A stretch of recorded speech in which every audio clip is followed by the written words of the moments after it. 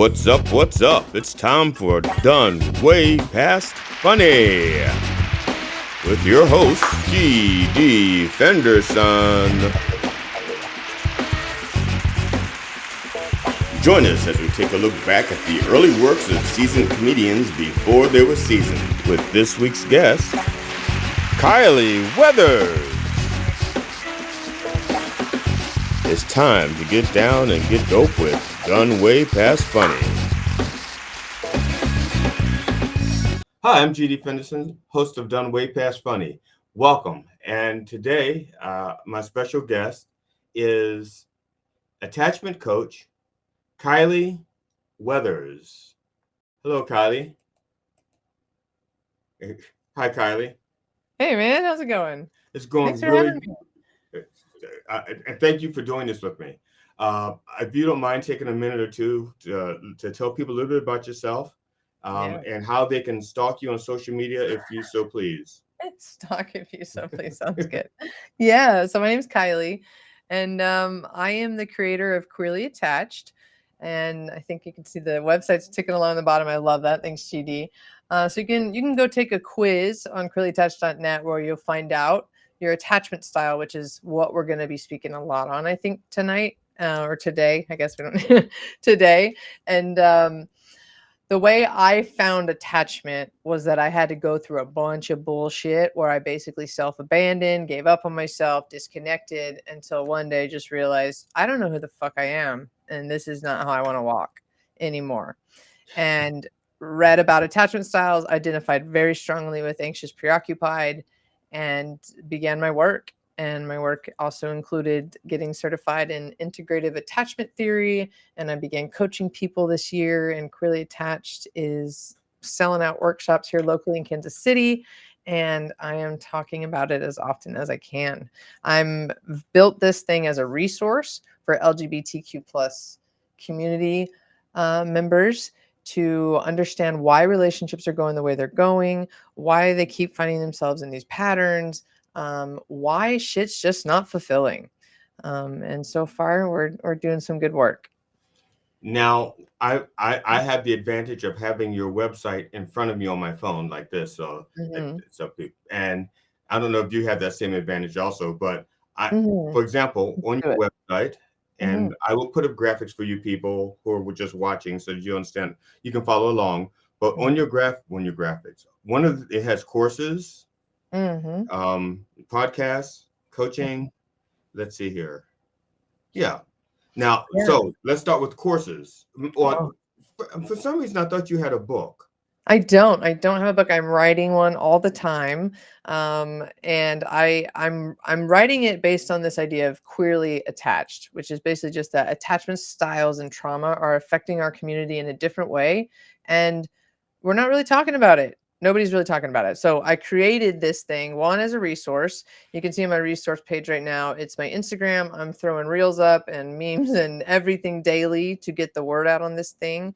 Right. Starting to interview on podcasts. I'm starting my own podcast called The Place of Pain. On The Place of Pain, we're going to talk about this shit, right? That we just come into life attached to this outcome.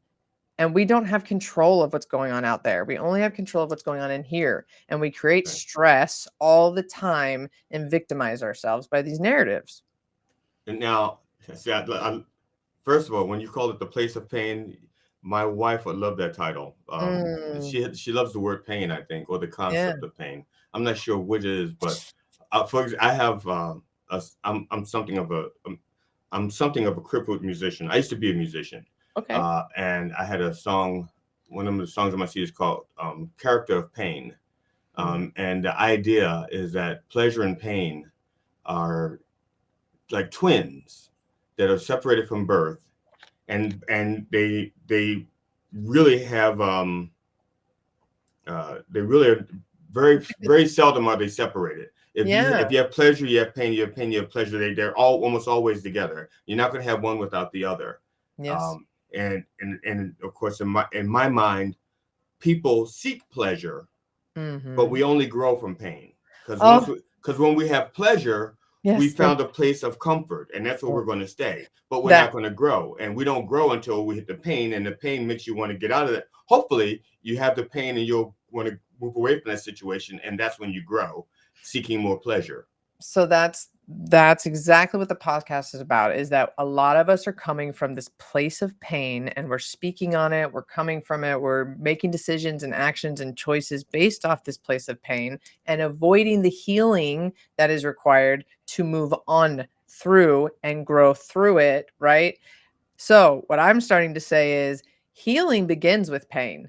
Like, Right. if you actually are talking about wounds, right? Like, it begins with cleaning the damn thing out and it hurts. And sometimes you need alcohol and, like, fuck it, right? And sometimes it's like a splinter under your nail and those are a bitch. And, like, right? And so we do these things that we avoid pain, like you're saying. But why are they these twins, like you're saying, pleasure and pain? We have to have opposite, right? We have to Yeah. have opposite because if we don't understand joy, right? How can we understand joy if we don't understand sadness, Right. right? We have to have these things. It's expansion and contraction. It's all part of life, all of it. And so we've got to stop labeling it as I'm at a bad point or this is a bad season. No, man, you're just doing the work. Maybe you're having to do the work a little extra during this season, but this is all part of your life and you do get to create even during the hard times. Now, I'm going to ask a question that no one has asked out there yet, but in theory, one of my gifts is that I answer questions before people ask them. Or when I was in school, I used to ask questions that I know people had the question, but people were afraid to ask. And I'd stand up and I'd ask the question, even if it didn't pertain to me, because it had to be asked. Good for And you. someone out there saying, I don't understand, this is called Done Way Past Funny. You interview people in the business of comedy. Why is she on and she's not a comedian? I will tell you why. People, here's the deal with comedians. It's probably the best kept secret out there. We're damaged. We're damaged goods. Okay. And most comedians, when they're doing their comedy, they're actually trying to find a way of healing their past pains, and Yeah. they're That's subjecting some. attachment trauma. Yes. And so now the reason why my gut asked me to talk about this with Kyleigh is because, okay, her website, it says, is queerly attached, but it's still the human condition. Yes. Okay, it's Yes. the human condition. Yes. We all feel pain. We all feel joy and sadness and all of those things. It's the human condition. I just felt on a gut feeling, on a gut level, I just felt like I wanted to talk about it with Kyleigh. Yes, I That's love it. that. Can I explain the clearly attached part just for a moment? Because Yes, I you love can. that you recognized yourself in the story because you're right. It's a human experience, right? And so I am only putting this queer template on it because there is lots of stuff out there about attachment theory. We know that this is a human experience. We know that we desire connection. We know that we have not been taught how to connect in ways that can make these things last even through conflict, right? Right.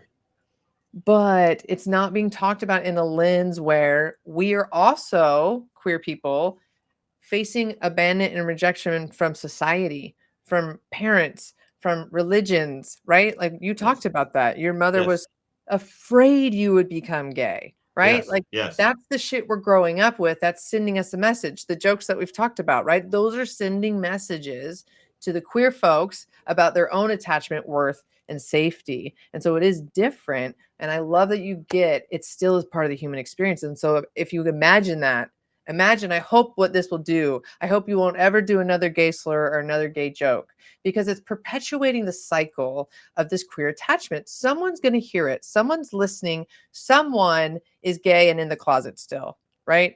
And Right. someone is hoping for a safe person to come out to. And so if you're in a room where that shit's popping off, I hope you stand up now, GD. I hope you say, hey, I've got a friend Kyleigh, right, who's talking about this shit. It's funny, but why are we laughing about it really? To be gay is so funny. To be on Grinder is so funny, but fucking making jokes about grandmas and Vaseline is makes you a man.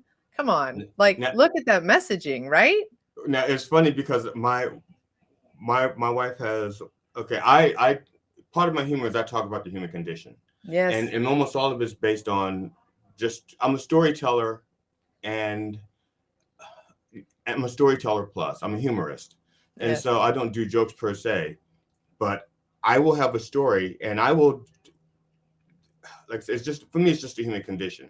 And my wife got on me once because she goes, "Why'd you tell that gay joke?" I said, "I didn't tell a gay joke. I said, I Mm. told the story about what happened, and it just so happens that the person involved in the story is gay.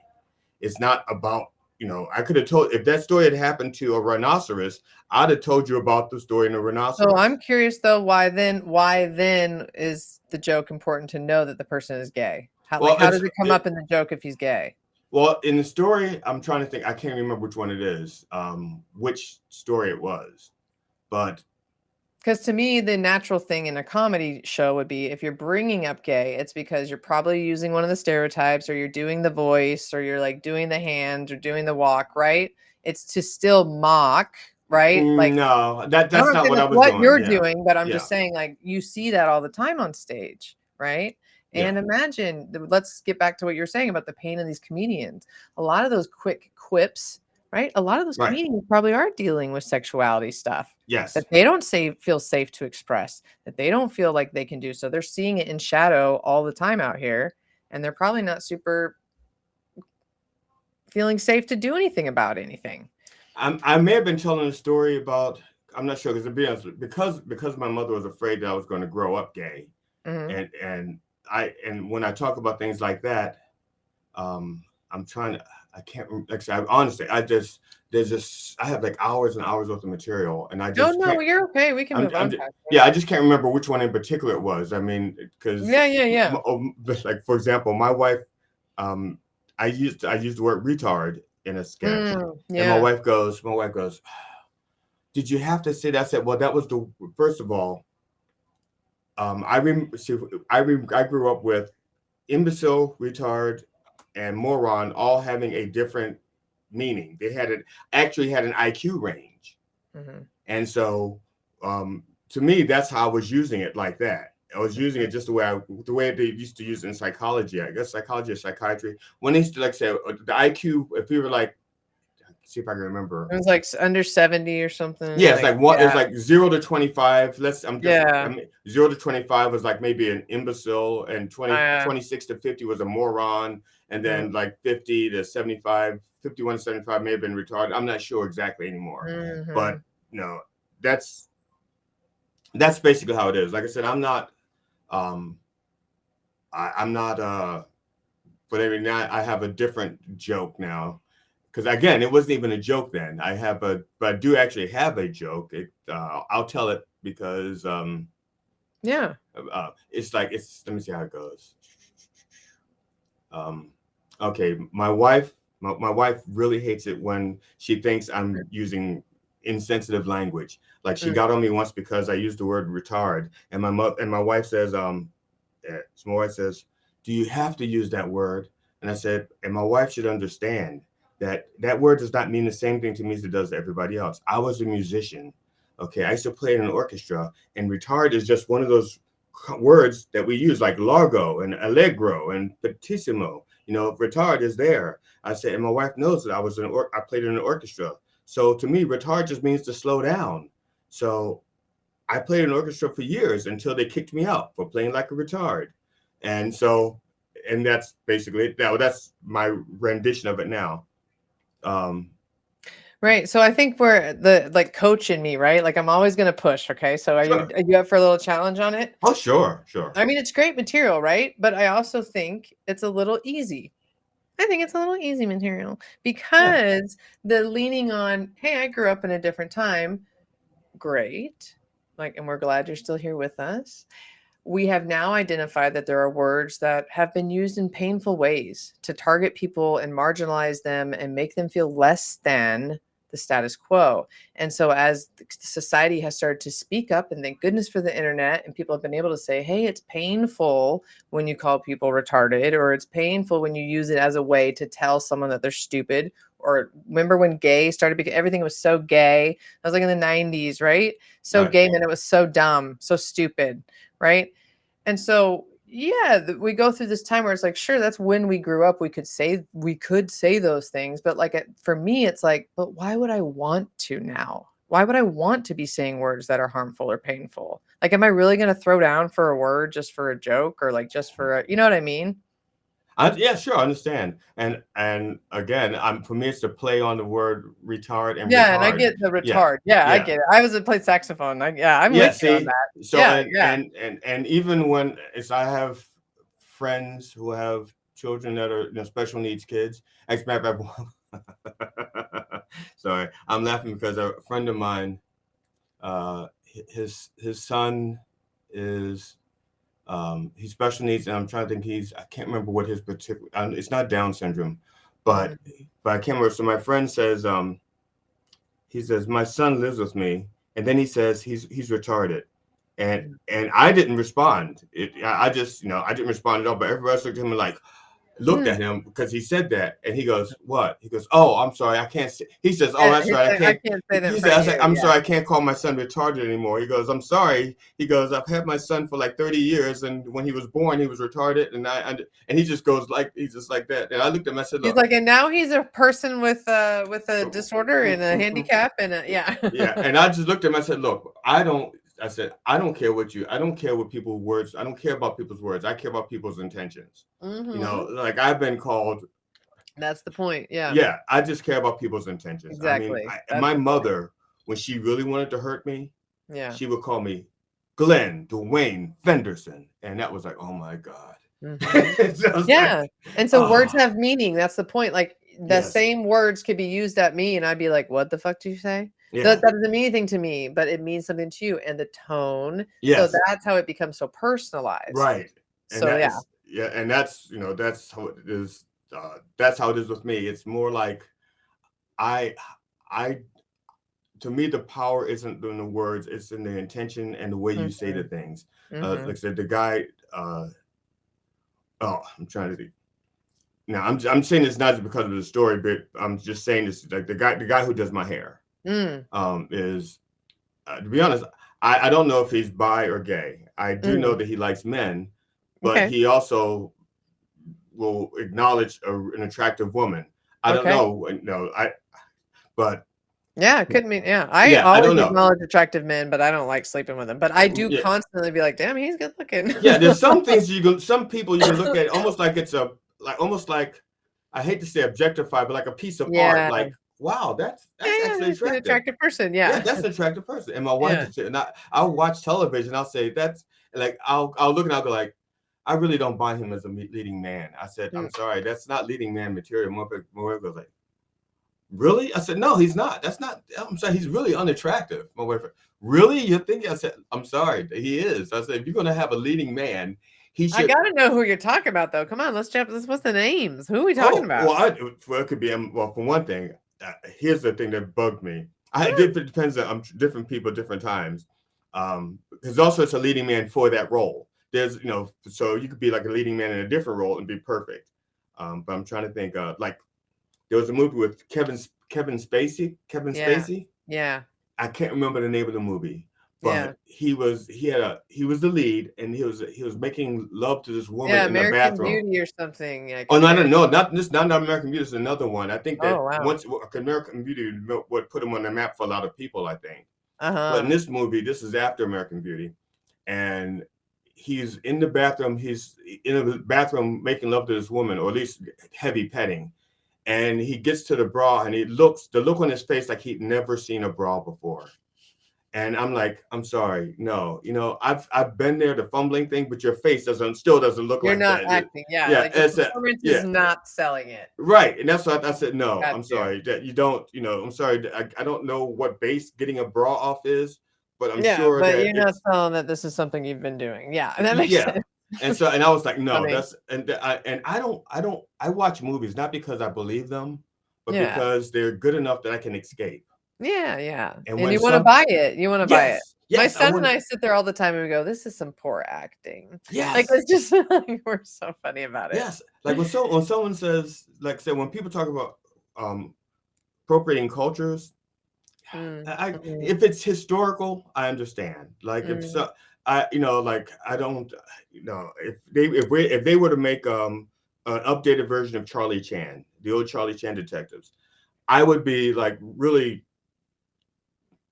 disappointed if they couldn't find an actual Chinese person who could play the part. If they really had to find, you know, another white man and pin his eyes back. No, No, they could not in this day and age. yeah, Absolutely not. but I'm just Wait, saying. move on. No, they're not going to do I'm that. saying, but I would be really disappointed if they did that. Yeah, it wouldn't be like, yeah.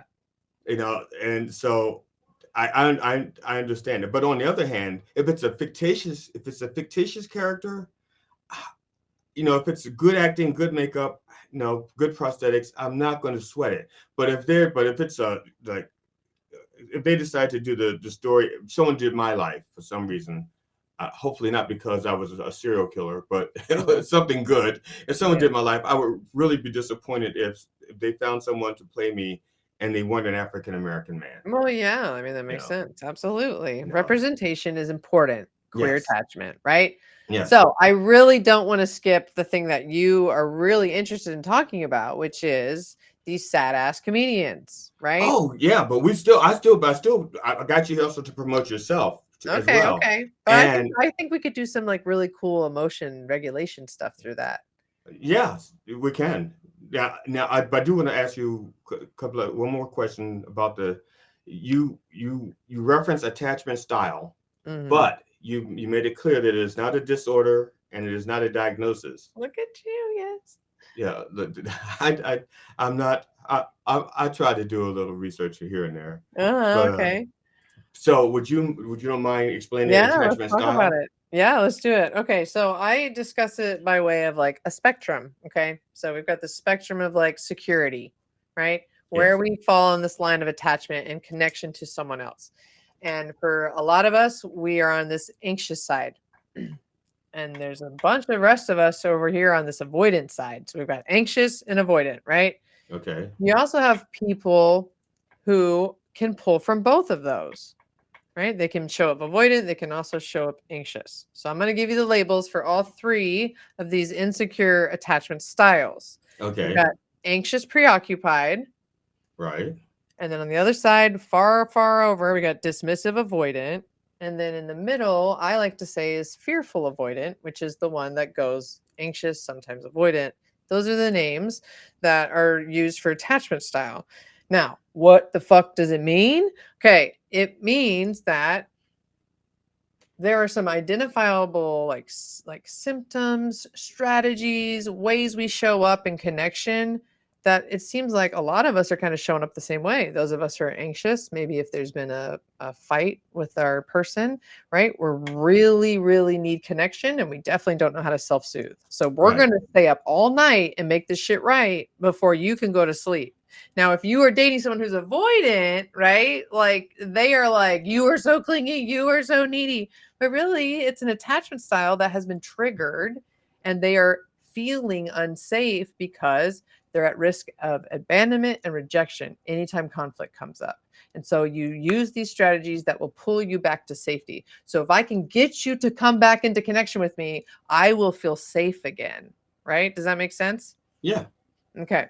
So that's the anxious side. Now, let's say you've got an avoidant person who their security has felt triggered and they're like, oh shit, right? Maybe avoidant people, they feel very independent and they want connection, but like also are like, I'm good, right? Like we don't need to be talking about fucking feelings and emotions. Like it's fine. Let's just push it through.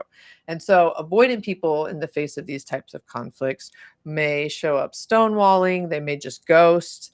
They may just stop talking to you for days at a time and then show up and just be like, "Hey, are we good?" And with no repair, no apology, and you're just like, "No, man, I've been spinning out in my head and journaling all weekend because I'm an anxious fuck, right? And you wouldn't talk to me. And so I talked the ear off of everyone who would listen about this particular fight. Like, you probably know people like this. And so got these two things battling when we are in connection, which is what we want most is connection. And we show up with these fuck strategies that are not going to get us what we actually want. All right. Now, part of it. Now, I wanted to marry this to comedy, Mm-hmm. and like like I said, comedians, like as I said before, pretty much we're damaged goods, and usually when we're on stage performing, you're actually seeing our guts exposed Mm-hmm. without the hopefully without the same rawness. Now Yeah. a new comedian, younger comedians often will become uncomfortable because they're talking about something that they're not comfortable talking about yet. But for some reason, somebody told them that would be really funny, and they're talking about, Yeah. you'll hear comedians talk about being molested, or whatever it is Yeah. that the thing is, a cancer or whatever. But they're still not. They haven't resolved it in their self yet, and so it comes off as the audience wants to feel pity for them. Yeah. Yeah. So It's the damaged goods bit, right? And so yeah, they're showing up as these, like, you're calling it damaged goods. So are you down to be the damaged good on display? sure, All right, let's do it. okay, Okay, so I'm just curious. I'm going to interview you for a second. sure. How long have you been doing comedy? 10 years. 10 years. I love that. It'll be. See, I'm kind of anal. It would be 10 years, September 15th. Okay. And it's funny when people say how, like, I'll say I started doing comedy at 55, and then I immediately correct myself and say 54 years and 10 months. Okay. That's how my brain is. I So can't. you were 55 when you started, and now you're 64 right now. Is that right? Yes, yes. Okay, I did the math, and I'm shit at math. I was 50. So I at was, yes, 64 years old, yes. you have decided to pivot, apparently, and take on a new thing, right? You're doing comedy at 55 years old. You Yeah. decided to switch. Okay. So 10-year comedian. When did you recognize I am like mining from my own pain? When did you recognize that? Probably when I was 13 or 14. Oh, shit. Long before I was a comedian. I was a musician, Mm. and actually when I was a teenager, I was a poet. I fancied Oh. myself a poet, and so a lot of my stuff just came out in poetry. Oh, And I used to write poems, and people in my high school were like, "Oh, that is really powerful. That's really beautiful. This." And so I knew that I was a good poet in high school. As a matter of fact, I was not an attractive young man, and if I wanted to woo a young lady, I wrote her a poem. cute.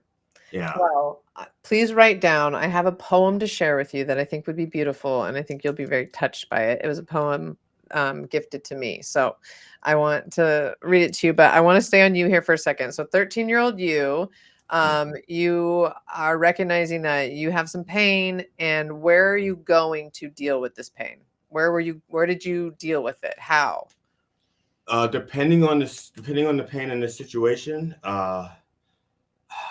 usually, how should I put it? Part of it was, You mentioned to me yesterday that you didn't have good support at home. You said, I'm alone, I'm independent. So I oh, immediately that said, was that was a you really said it was a bad. joke, but I Yeah, yeah. immediately did say, I bet you show up avoidant in conflict and when you're really triggered, or do you show up anxious?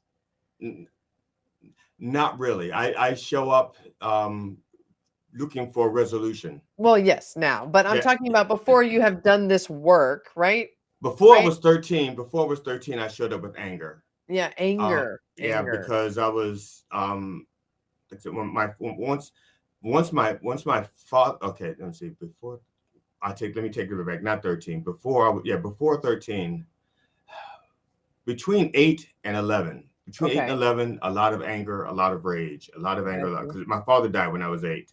And Okay. so it was like a lot of rage and a lot of anger.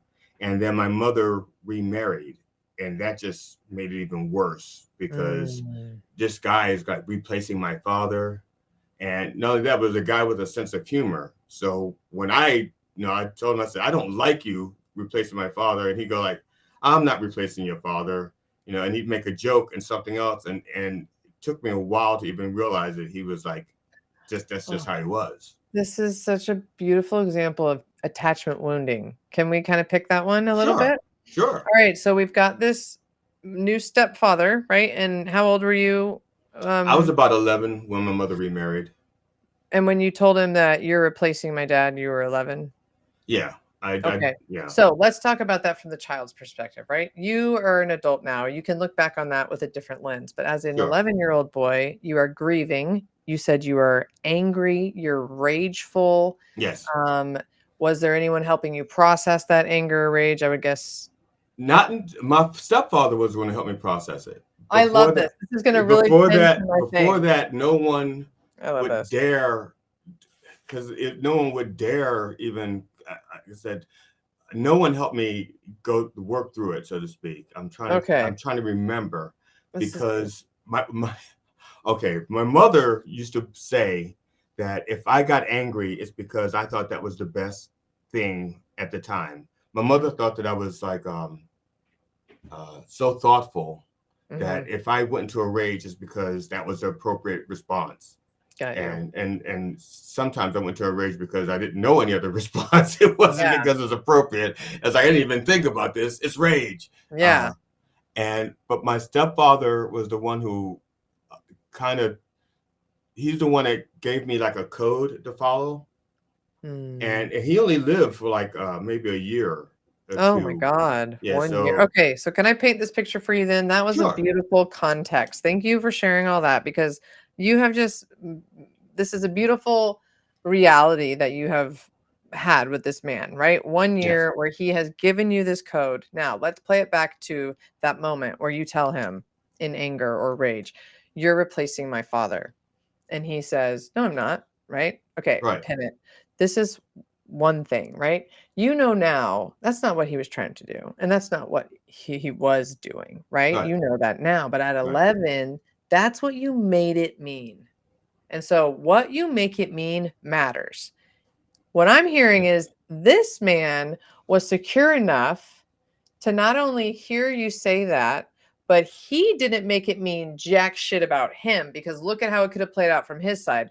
You're replacing my dad. No, I'm not. Yeah, you are. Fuck you. I don't care. You're not going to replace my dad. All right, fuck you then, kid. 11. Like Mm, maybe he won't say it back to you, but he could be like, "Okay, I'm not going to try with you." Like right. there's no winning here. And then 1 year of disconnect for you. There's a multiverse somewhere where you're doing that, right? And so but instead, you made it mean something insecure. He knew that. He was an adult. He didn't have the words to say, "Hey, buddy, that has everything to do with you," right? It Right. doesn't mean anything about you. It doesn't mean anything about dad. This is so sad that dad is gone. I could never replace your father. I don't want to, but I have things that I know I can teach you, right? Like he didn't have the words for that, but he knew that he could connect with you and he didn't make it mean anything about him. And it ended up being a choice that led to a beautiful relationship. Yeah. A For yeah. choice makes such a difference. Like, we show up at these choices like they're just no big fucking deal, but, like, choices literally choose the direction that we move next all the time. Hi, I'm GD Fenderson, certified forensic humorist. You've just watched part one of my interview with attachment coach Kyleigh Weathers. Please join us for part two, and when you come back, bring a friend.